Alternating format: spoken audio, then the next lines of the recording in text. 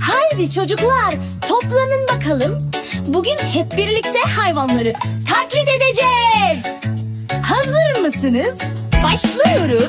Neşeli adımlarla zıplaya zıplaya hayvanları taklit edelim, oynaya oynaya. Hangi hayvan geliyor, onun gibi yapalım. Çok eğlenceli. Minik bir kedi geldi, miyav miyav dedi. Haydi sen de miyav de. Yumuşacık patilerle sessizce yürüdü. Haydi sen de yürü. Sütünü içti lıkır lıkır, sonra bir güzel gerindi. Mırıl mırıl uyudu. Neşeli adımlarla zıplaya zıplaya hayvanları taklit edelim, oynaya oynaya. Hangi hayvan geliyor, onun gibi yapalım. Çok eğlenceli. Sadık bir köpek geldi, hav hav dedi. Haydi sen de hav hav de. Kuyruğunu salladı, neşeyle zıpladı. Haydi sen de zıpla. Dilini çıkardı, ha ha diye soludu.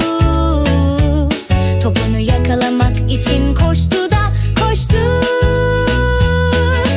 Neşeli adımlarla zıplaya zıplaya hayvanları taklit edelim, oynaya oynaya.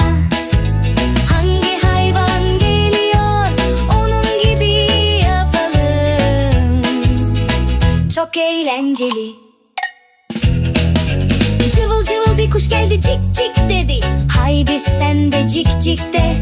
Kanatlarını çırptı, gökyüzüne süzüldü. Haydi sen de kanat çırp. Daldan dala kondu, etrafına bakındı. Minik bir solucan buldu, gagasıyla kaptı.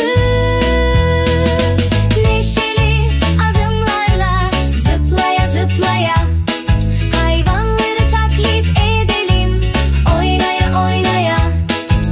Hangi hayvan geliyor, onun gibi yapalım. Çok eğlenceli. Yeşil bir kurbağa geldi, vırak vırak dedi. Haydi sen de vırak vırak de. İki yana sallanarak zıplamaya başladı. Haydi sen de zıpla. Uzun dilini çıkardı, sineği yakaladı. Göllette bir güzel yüzdü, glu glu diye ses çıkardı. Neşeli adımlarla zıplaya zıplaya hayvanları taklit edelim, oynaya oynaya. Hangi hayvan geliyor, onun gibi yapalım.